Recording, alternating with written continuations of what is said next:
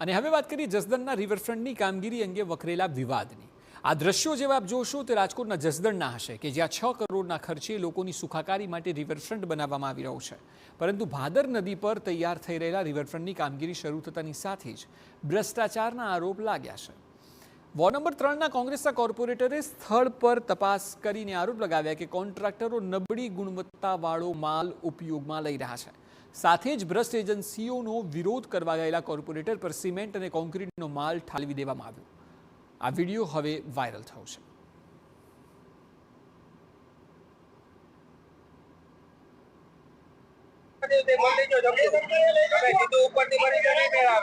મારે જબલું ભરવું છે આમાંથી જો મારી વાત સાંભળો, તમે જે હોય માલ આવશે માથે એની કરતા રહેવા દો, તમે મજા નહીં આવે।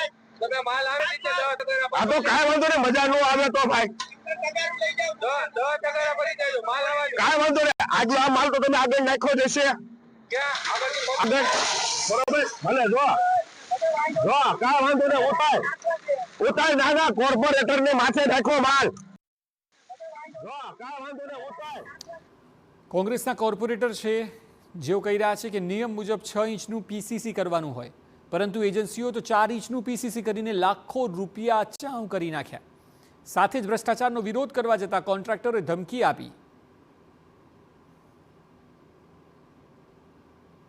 તો નબળું કામ ચાલુ હતું। આ ભરાઈ જે છે 6 ઇંચની થવી જોઈએ, એની બદલે 2 થી 3 ઇંચની ભરાઈ કરે છે અને રેતીની બદલે ધૂળ વાપરે છે, સિમેન્ટની બદલે કાળી માટી વાપરે છે।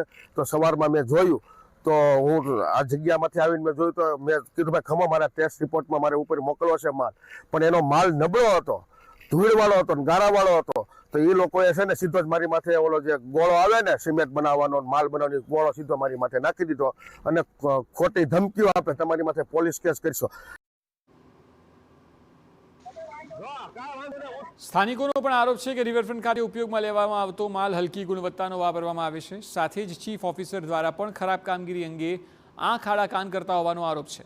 ત્યારે જનતાની સુખાકારી માટે બનાવવામાં આવતા રિવરફ્રન્ટ માટે સારા અધિકારીઓને કામ સોંપવામાં આવે તેવી માંગ ઉઠી છે।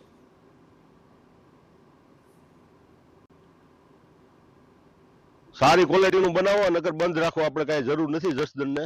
આ છોકરાઓને નાના છોકરાઓને રમવા બગીચાની સુવિધા કરવાની છે, પણ હવે એ કાંઈ મને તો એવું લાગે છે કે એના ઘર હાટું કરે છે બધું, બાકી કાંઈ જામતું નથી કાંઈ કામમાં। પગલા તો કાં વ્યવસ્થિત આ ભાઈને કોન્ટ્રાક્ટરને બ્લેકલિસ્ટ કરે અથવા સારું કામ કરાવે અને 5 જણાને માથે જસદણ ગામના કોઈ સારા પ્રતિષ્ઠિત નાગરિક હોય એને માથે ઊભા રાખીને કામ કરાવડાવો। સમગ્ર મામલે જસદણના પાલિકા ઇજનેરે પણ રિવરફ્રન્ટની કામગીરીમાં ક્ષતિ હોવાનું સ્વીકારતા તંત્રની કામગીરી પર અનેક સવાલ ઉઠાવ્યા છે।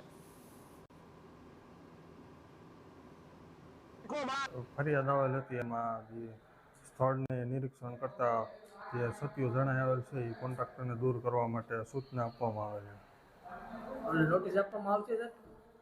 જો કામગીરી પ્રોપર કરવામાં નહીં આવે તો જરૂરી સૂચનાનું ઉલ્લંઘન કરશો તો નોટિસ ફાળવવામાં આવશે।